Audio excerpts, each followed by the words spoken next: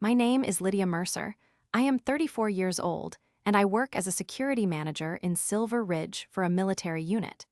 To say I am dedicated to my job is an understatement.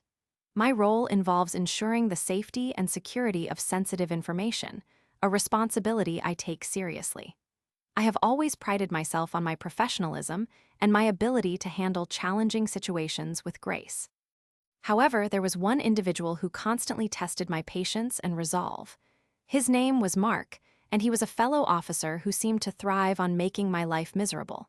From the moment he joined our unit, he acted as if he was superior to everyone, even though we held the same rank. Mark was the embodiment of arrogance, and he treated me, and my team, as if we were beneath him. It was infuriating to watch him walk around with that smug expression while doing everything he could to undermine me and my work. I tried to handle the situation with maturity, focusing on my job and prioritizing teamwork, but Mark seemed to revel in making my life a living hell. I had to maintain a professional demeanor, knowing that he outranked me and that there was little I could do about it. At times, I felt powerless and frustrated. The day finally came when Mark learned he would be moving on to another unit that required a top-secret clearance. He strolled into my office, acting as though we were best friends, asking me for the paperwork to start the clearance process. He was charming, and in that moment, it was hard to believe that this was the same man who had made my life so difficult. I gave him the lengthy paperwork, trying to ignore the irony of the situation. Little did he know, I had no intention of helping him. Later that day, during a staff meeting, Mark threw me and my small team under the bus, saying he hadn't received his security clearance yet. I could not let that slide. I shot him a look, and then my boss turned to me with a questioning gaze. I calmly explained, "Sir, he was just in my office this morning. Even if he has it filled out already, he hasn't returned it to me yet. These clearances take at least 6 months to process. The sooner he gets it to me, the sooner we can start." After the meeting, my boss shook his head in disbelief and said, "That guy is a real tool."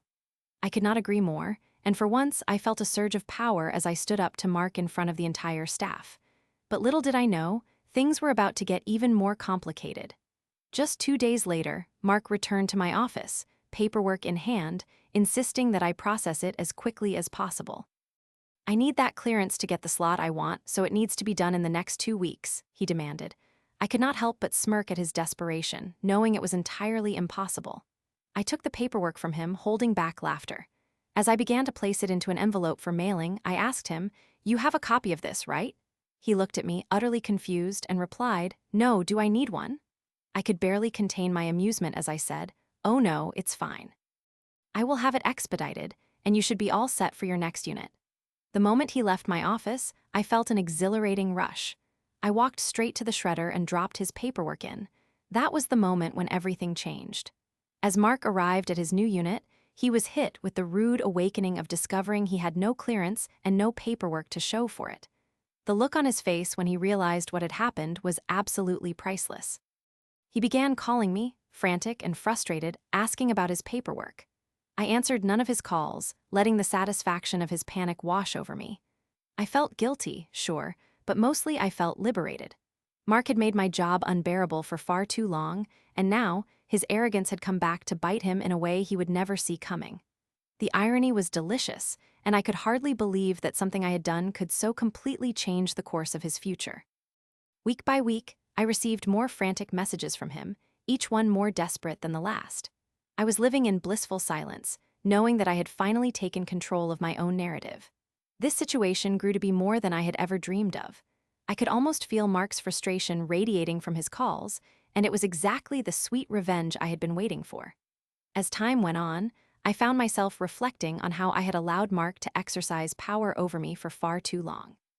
The experience had taught me valuable lessons about standing up for myself and taking control of situations to rewrite the story in my favor. After weeks of dealing with Mark's incessant calls, I finally decided to take him off block and let him know how his arrogance had led to his downfall. I chuckled as I left him a voicemail, letting him know that I had shredded his paperwork because he had treated me as an inferior. I reminded him that it pays to be nice, and maybe in the future he should consider treating people with respect. After I sent that message, I felt a weight lift off my shoulders. I had emerged from my tormentor's shadow, basking in my own triumph. I felt more empowered than ever, having finally taken a stand against someone who had caused me so much strife. I was different now. I had transformed into someone fierce and unrelenting. Fast forward a few months, Mark finally managed to get his clearance, but he was still recovering from the fallout of his actions. The sense of satisfaction I felt was profound, and while the thrill of revenge is sweet, the lessons I had learned from this experience were even sweeter. I emerged not just victorious over Mark, but also victorious over my fears. I had found my voice and strength, rebuilt my confidence, and ventured into a new chapter of my life, one where I would never allow anyone to harass me again. So there was a twist in my new normal. As I faced my job with newfound zeal, I realized I could help others who might find themselves in a similar situation. I became a mentor for others dealing with workplace harassment, sharing my story of empowerment through my experience with Mark. Now, I not only protect sensitive information, but also empower those who feel powerless in their lives. This is my revenge story, and it has become a part of who I am. Humbled by my past, I understand the importance of kindness while also embodying strength. It truly pays to be nice, but it also pays to stand up for oneself when the situation demands it.